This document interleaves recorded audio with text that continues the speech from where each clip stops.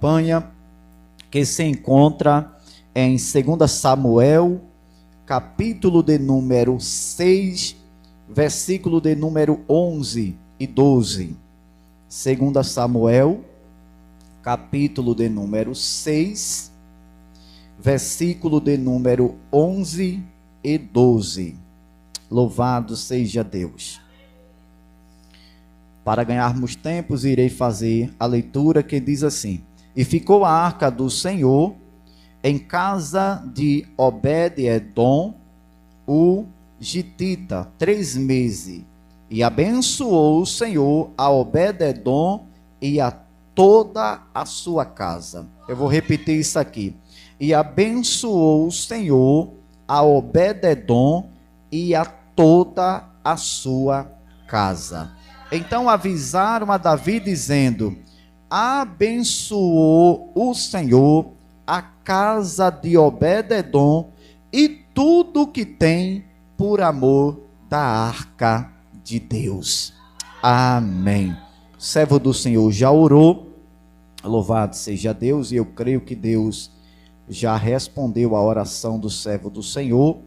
E eu quero pedir a atenção dos meus irmãos para que a gente venha estar aqui compartilhando um pouco da visão desta campanha e um pouco do conhecimento que essa campanha nos traz.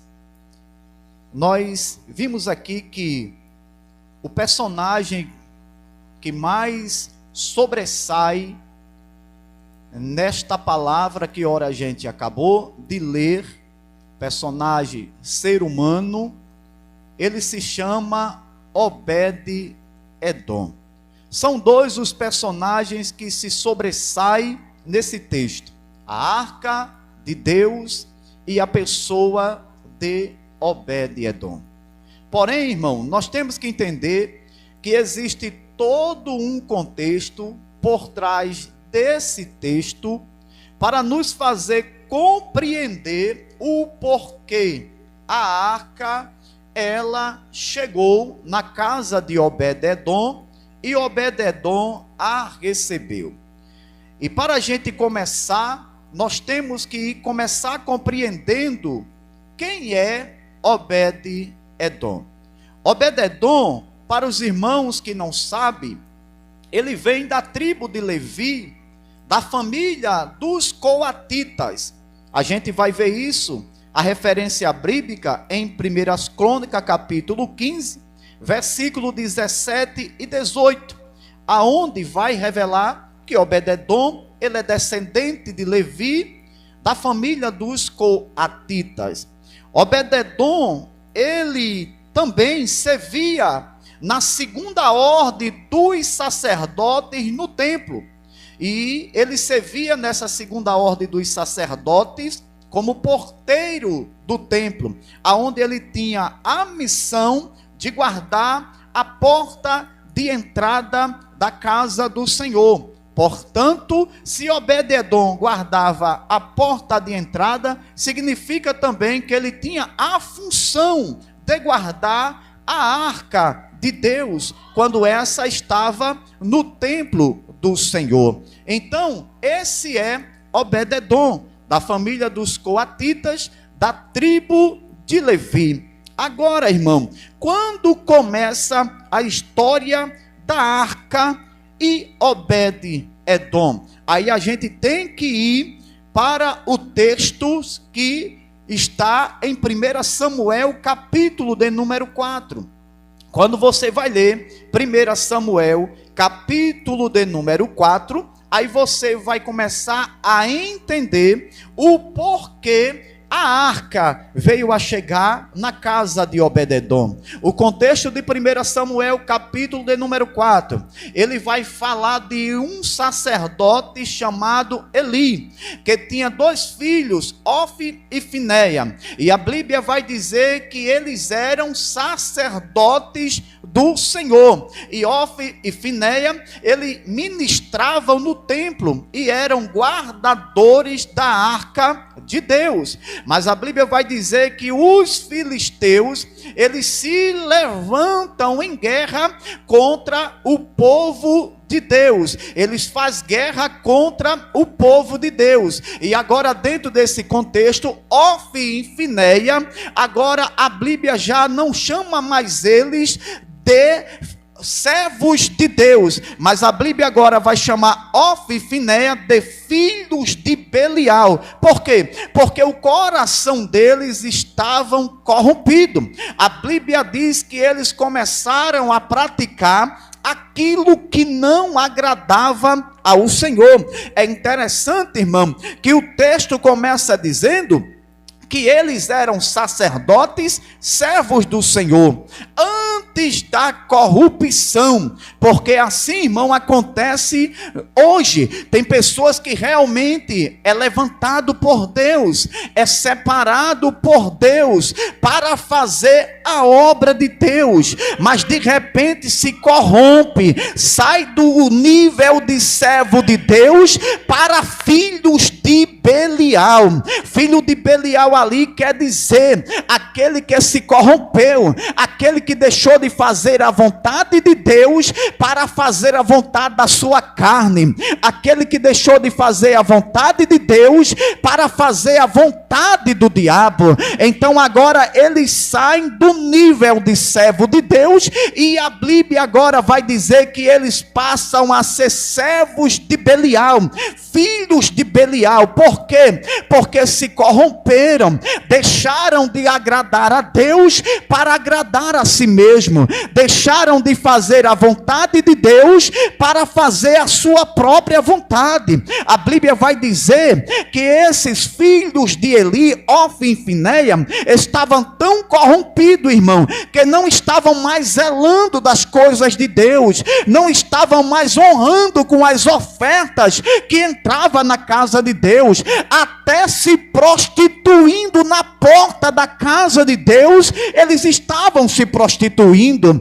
e agora, por consequência dessa corrupção dos sacerdotes, Deus permite os filisteus se levantar em guerra contra o povo de Deus, e a Bíblia vai dizer que eles começam a prevalecer na guerra. E agora Ofni e Finéia têm a ideia de retornar e pegar a arca de Deus e levar para a guerra, porque eles sabiam que quando a presença de Deus vai adiante, a vitória está garantida. Só tem um detalhe, irmão: o que Ofni e Finéia não sabia é que Deus tinha visto a prostituição, Deus tinha visto a corrupção do seu coração. A presença de Deus garante a vitória na batalha daqueles que são obedientes. Bem disse Samuel a Saul: Saul, para Deus mais importa obedecer do que sacrificar. Oh glória, louvado seja Deus. A ideia de Ofni e Finéia era certa, era correta. A arca de Deus na frente do exército garantiria a vitória. Porém, o que eles não sabiam é que Deus tinha visto a prostituição, Deus tinha visto a corrupção, Deus tinha visto que eles já não serviam mais a Deus com amor, que eles agora eram filhos de Belial. E o que é que acontece, pastor? Como consequência, mesmo com a arca de Deus na frente do exército, os filisteus vencem a batalha, matam Ofni e Finéia e roubam roubam a arca de Deus, roubam o símbolo maior da presença de Deus entre o povo. Irmão, levante a sua mão que eu vou profetizar lhe dando um conselho. Vigia para não perder a presença de Deus na tua vida, porque Satanás não derruba quem tem a presença, mas ele derruba quem perdeu a presença de Deus. A presença estava ali, representada pela arca, símbolo maior da presença de Deus naquele contexto, mas a presença já não estava mais no coração de Ófine e de Finéia. A presença estava no meio do povo, mas não estava dentro do povo. E ali eles perderam a guerra. E os filisteus tomam a arca de Deus e levam para a cidade de Asdod. E a Bíblia vai dizer que em Asdod tinha o templo de adoração de Dagon, aonde os filisteus eram devotos de Dagon, e levaram a arca e a depositaram no templo de Dagon. E a Bíblia vai dizer que colocaram a arca de Deus aos pés de Dagon. Mas a Bíblia vai dizer que quando os sacerdotes de Dagon chegou na noite para entrar no templo para adorar ao seu Deus, Dagon estava prostrado diante da arca da aliança. Eles levantam a estátua de Dagon, e a Bíblia vai dizer que no outro dia à noite eles retornam para adorar Dagon. E agora a situação estava mais grave, porque a arca não estava, a estátua de Dagon não estava apenas prostrada, ela estava danificada.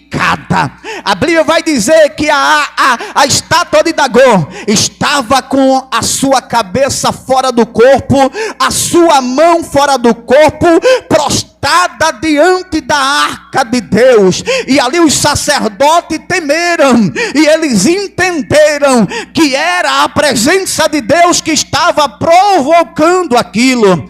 A Bíblia vai dizer, meus irmãos, que agora o Senhor, por causa da arca do Senhor, símbolo maior da presença de Deus, porque a arca estava no templo de Dagon, porque a arca estava em Asdod, o Senhor começa a ferir o povo, ferir com uma hemorroida grave. A Bíblia diz que o Senhor começou a ferir de hemorroida todos os moradores de Asdod. E agora eles entenderam que a solução era tirar a arca de Deus do meio deles, porque quando a arca de Deus chegou em Asdod, houve aflição no meio dos filisteus. E agora eles entenderam: temos que tirar a arca daqui. É a arca quem está nos provocando esta grande aflição. E a Bíblia diz, irmão, que a arca, ela passou 7 meses em Asdod, e durante os 7 meses que a arca passou com os filisteus, foi 7 meses de aflição, 7 meses de enfermidade. Por quê, pastor? Porque a mesma presença que cura, ela também fere. A mesma presença que cura o obediente, ela fere o desobediente. A mesma presença que abençoa quem obedece a palavra, é a mesma presença que amaldiçoa aqueles que não obedecem. E eu vou dar uma palavra para os irmãos nesta noite. Eu não sei se os irmãos vão crer, irmão, mas eu vou falar, eu vou profetizar. Não se preocupa com aqueles que querem a tua ruína, a tua morte, a tua queda. Se você carrega a presença, não há capeta, não há macumba, não há maldição, não há bruxaria, encantamento, oração contrário que vai te tirar da presença deste Deus que tudo pode. Louvado e engrandecido seja Deus. Louvado seja Deus. E a Bíblia vai dizer agora no capítulo 7 de 1 Samuel, que os filisteus levam a arca da aliança e deixam a arca na casa de Abinadab, em Kiriat Jearim.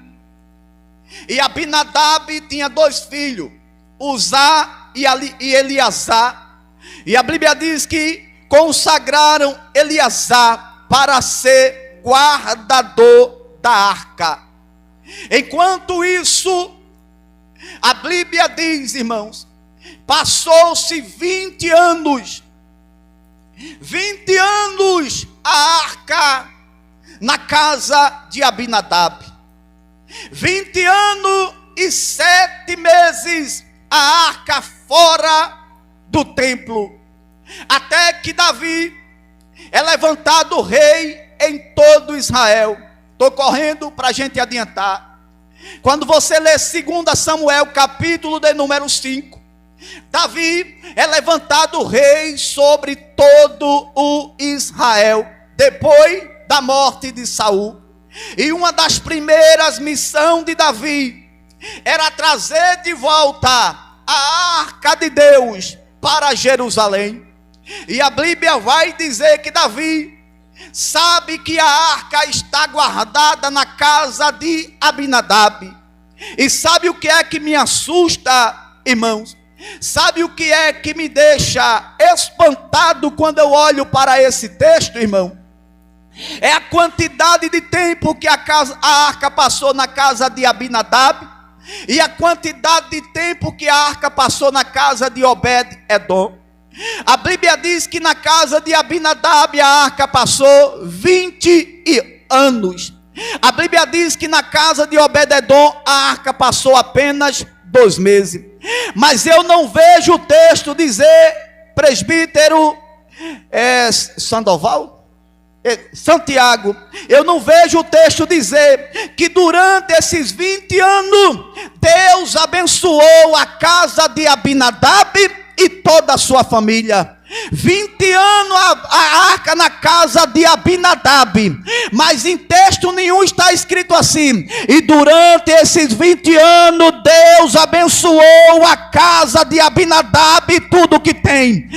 Mas a Bíblia diz que a arca ficou 3 meses na casa de Obed-Edom, e está escrito: e abençoou o Senhor a Obed-Edom e a toda a sua casa. Pastor, não entendi. Se doer um pouquinho, sara. Lá vai. Não importa quanto tempo você tem de crente, o importa é o tempo que você obedece ao Deus da palavra. Não importa quanto tempo você tem que estar na presença, o que importa é o tempo que faz que você obedece a essa presença. Oh, glória! Louvado seja Deus. E agora Davi é constituído rei sobre todo Israel. E uma das primeiras missões de Davi é trazer de volta a arca. E ele sabe que está na casa de Abinadab. E Davi vai até a casa de Abinadab para trazer a arca do Senhor de volta. E é aqui onde a gente chega no capítulo de número 6 de 2 Samuel, onde é o tema da nossa campanha. E Davi parece que tinha esquecido dos princípios.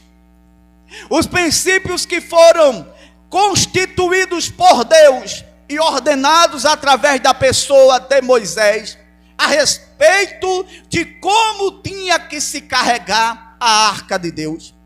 E Davi não obedece os princípios. Pega a arca na casa de Abinadab, coloca em cima de carro de bois. Os outros princípios Davi estava obedecendo. A Bíblia diz que Davi ia se alegrando, tocando instrumentos e louvando a Deus. Mas a arca estava sendo carregada de maneira errada.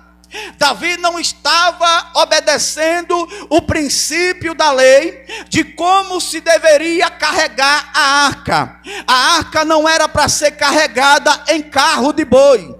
A arca, ela tinha 2 varais, um à direita e um à esquerda. Esses varais era para 4 sacerdotes carregar a arca, 2 na frente e 2 atrás. 7 passos e um louvor, sacrifício. 7 passos, sacrifício e louvor. Assim era para se conduzir a arca. Mas Davi colocou a arca em um carro de boi. Por certo, ele no coração tinha em aliviar o fardo dos sacerdotes. Mas não tem como aliviar. Carregar a presença é carregar peso. Carregar a presença é carregar a responsabilidade. Sabe o que é que acontece no tempo de hoje, irmão? Muitos querem carregar a presença, mas não quer sentir o peso da presença. Muitos querem carregar a presença, mas não quer responsabilidade com ela. E Davi queria aliviar o fardo dos sacerdotes e colocou a arca em carro de boi. E a Bíblia vai dizer que em um dado momento o carro do boi tombou. E a Bíblia vai dizer que Uzá, um dos filhos de Abinadab, que guardava a arca do Senhor, foi tentar segurar a arca. A ira de Deus se acendeu de forma tão grandiosa que Deus fulminou Uzá. Deus fulminou a vida de Uzá. A Bíblia diz que Uzá morre na hora. Quando Davi vê aquilo, meus irmãos, Davi se atemoriza. Davi fica preocupado. E Davi pensa: e agora? Se a presença de Deus matou Uzá, vai matar qualquer um que chega perto dela agora. O que é que a gente faz? Aí é onde vem a decisão de Davi. Vamos deixar a arca na casa de Obed-Edom. Vamos guardar a arca lá e vamos para Jerusalém. E depois eu vejo o que é que eu vou fazer. Aí agora a Bíblia diz que Davi resolve deixar a arca na casa de Obed-Edom. E Obed-Edom, com todo zelo, recebe a arca na sua casa. Obed-Edom abre as portas para a arca. Obed-Edom deseja bem-vindo para a arca. Obed-Edom diz: entra a arca, entra a presença, és bem-vindo na minha casa. Bem-aventurado é aquele que abre a porta para a presença entrar. Oh glória! Eis que estou à porta e bato. Se alguém ouvir a minha voz e abrir a porta, eu entrarei em sua casa, cearei com ele e ele comigo. Só quem vai abrir a porta para essa presença entrar, irmão, abre a tua boca para adorar a presença nesta noite. Aleluia! Louvado seja Deus. E Obed-Edom, o texto diz: e recebeu Obed-Edom a arca na sua casa. A gente recebe tanta coisa na nossa casa, irmão. Tanta coisa que muitas das vezes não tem futuro. E muitas das vezes a gente fecha a porta para a presença de Deus. Louvado seja Deus. Mas a pergunta que a gente faz nesse momento, irmãos, que Obed-Edom recebe a arca na sua casa, é porque quando Obed-Edom recebeu a arca na sua casa, ele, sua família e tudo quanto tinha foram extremamente abençoados. Por quê? Qual o motivo? Qual a razão pelo qual Obed-Edom e toda a sua casa foi abençoada. Eu separei aqui 4 motivos e vou falar para os irmãos bem rapidinho. O primeiro motivo que eu separei aqui, o porquê Obed-edom, quando recebeu a arca na sua casa, ele e toda a sua casa foi abençoado, é porque Obed-edom era um homem temente ao Senhor. E a palavra temer aqui não está relacionada com ter medo. Temer aqui está relacionada em amar a Deus acima de todas as coisas, a reverenciar a presença de Deus. Em segundo lugar, que eu separei aqui, o porquê Deus abençoou poderosamente a casa de Obed-edom, é porque Obed-edom, ele cuidava bem da sua casa. Como é que Deus vai abençoar a casa de alguém, se nem esse alguém cuida bem da sua casa? Tem mãe de família que não cuida bem da sua família. Tem pai de família que não cuida bem da sua família. Aliás, tem pessoas que não cuidam bem nem de si mesmo. Como terá cuidado, zelo pela presença do Senhor? Mas observando os textos, dá para entender que Obed-edom, ele cuidava bem da sua casa. E por que eu posso afirmar isso? Porque se Obed-edom não cuidasse bem da sua casa, pode ter certeza que Deus não teria abençoado a sua casa. Em terceiro lugar, porque Obed-edom cuidou com toda a reverência da arca do Senhor. Aí eis a pergunta, irmão: como é que está o cuidado nosso com a arca de Deus? A arca representa a presença de Deus. Como é que está o nosso cuidado com a presença de Deus? É uma pergunta que a gente se faz e fica refletindo para saber se nós estamos cuidando bem da presença de Deus, porque Ele está disposto, irmão, a cuidar de nós nos mínimos detalhes. E nós, o que é que nós estamos fazendo para zelar da presença de Deus? Em quarto lugar, irmão, por causa do que tinha dentro da arca, o que representava a presença de Deus. A arca representava a presença de Deus, e dentro dela guardava-se 3 elementos fundamentais que lembrava o poder da presença de Deus no meio do seu povo. Então a arca, Deus abençoou a Obed-edom em quarto lugar, porque a arca era símbolo da presença de Deus, e porque dentro da arca tinha 3 elementos fundamentais que lembrava o poder da presença de Deus no meio do seu povo. E quais são esses 3 elementos? Primeiro, as tábuas dos 10 mandamentos, também conhecidas como as tábuas da lei. Êxodo capítulo de número 20, você vai ver, quando Moisés desce do monte com as tábuas na mão, Moisés ele vai ditar ao povo tudo o que nela está escrito. E ali os irmãos conhecem: não adulterarás, não roubarás, honra teu pai e a tua mãe, guardarás o sábado, não se prostituirás com outros deuses, eu sou o único Deus. E o Senhor vai dar os 10 mandamentos. Então dentro da arca estava as tábuas da lei, conhecida também como as tábuas do mandamento. Em segundo lugar, dentro da arca estava um pote com o maná. Os irmãos lembram que em Êxodo 16 e 31, a Bíblia vai dizer que Deus fazia o maná descer do céu para alimentar o povo no deserto. E desse maná, o Senhor mandou guardar uma parte e colocar dentro da arca.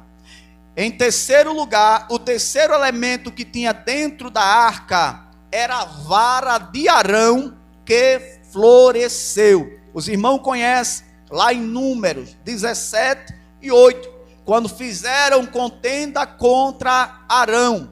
O Senhor mandou pegar uma vara, mandou Moisés pegar uma vara e colocar no meio do povo. E mandou os sacerdotes, cada um, trazer a sua vara. Arão trouxe a dele e cada um trouxe a sua vara. E a Bíblia vai dizer que a vara que florescesse, essa seria a vara daquele que o Senhor tinha escolhido como tribo sacerdotal. E a vara de Arão, ela floresceu. E ali compreenderam que Arão, da tribo de Levi, tinha sido escolhido entre as tribos para a tribo sacerdotal. E Arão é o primeiro sumo sacerdote da tribo de Levi. Então, a vara que floresceu representava a tribo escolhida por Deus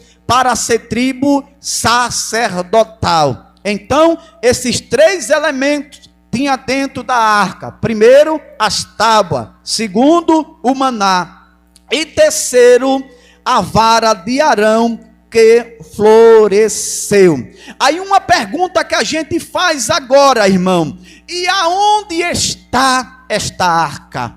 Onde está esta arca? A gente vai ver, irmão, quando a gente vai estudar um pouco da história, que no ano 586 antes de Cristo, a Babilônia estava sendo um império dominante, e Nabucodonosor II resolveu entrar em Jerusalém, sitiar Jerusalém, tocar fogo na cidade e levar os seus cativos. Jeremias profetizou acerca deste cativeiro. E Jeremias revela que o cativeiro seria um cativeiro de 70 anos. E nesse cenário, quando entrou Nabucodonosor em Jerusalém, tocou fogo na cidade, levou os utensílios do templo, e a arca da aliança foi junto. E até hoje ninguém sabe o paradeiro da arca. Até hoje ninguém sabe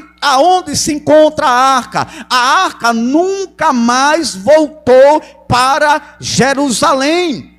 Louvado seja Deus. Mas eu tenho uma resposta espiritual para os irmãos. Oh glória, aquilo que ninguém ainda descobriu, a igreja descobriu aonde está a arca, a presença de Deus. Oh glória, porque depois que Nabucodonosor levou a arca junto com os utensílios para a Babilônia, e depois de 70 anos o povo saiu do cativeiro, mas não trouxeram a arca. Ninguém sabe aonde está a arca, ninguém sabe o paradeiro da arca, mas a igreja encontrou a arca, a igreja encontrou a presença, e você vai descobrir onde está essa presença. Dá para dar glória a Deus, irmão, dá para dar aleluia para o Senhor. Oh glória, oh glória. E essa é a pergunta hoje, desde o ano 586 antes de Cristo, que a arca foi roubada de Jerusalém e nunca mais voltou. A arca física, símbolo da presença de Deus. E hoje, onde está a arca? De forma espiritual, a arca, ela está dentro de nós. Por quê, pastor? Porque Paulo vai dizer em 1 Coríntios 6:19: não sabeis vós que o vosso corpo é templo e morada do Espírito Santo, e que o Espírito Santo habita em vós? O Espírito Santo na igreja é o maior símbolo da presença de Deus na igreja, porque o Espírito Santo é Deus dentro de cada um de nós. Louvado seja Deus.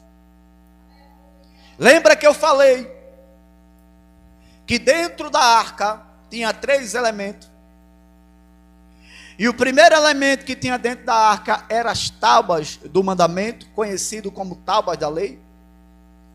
Ela representa a palavra de Deus. As tábuas da lei representa a palavra de Deus.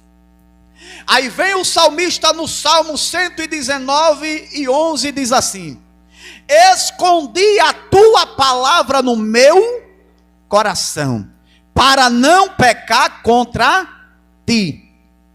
A presença está dentro de nós.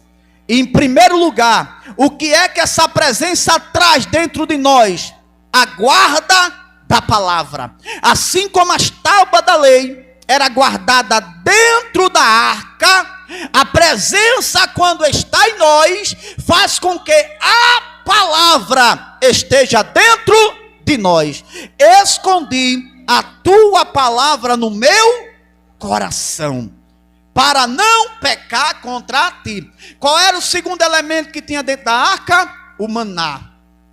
E o maná representa o quê? O pão que desceu do céu para alimentar o povo. Aí vem Jesus em João, capítulo 6, versículo 51. Eu sou o pão vivo que desceu do céu. Oh glória! Jesus disse: eu sou o pão vivo que desceu do céu. Em outras palavras, ele disse: vós comereis da minha carne e bebereis do meu sangue. Quando eu como, é porque eu estou guardando dentro de mim. Quando a arca está em você, existe um maná habitando dentro de você. E que maná é esse? Jesus de Nazaré, o pão vivo que desceu do céu. Pegue na mão da irmã que está aí ao seu lado, diga para ela: Jesus está dentro de você. Aleluia! Louvado seja Deus.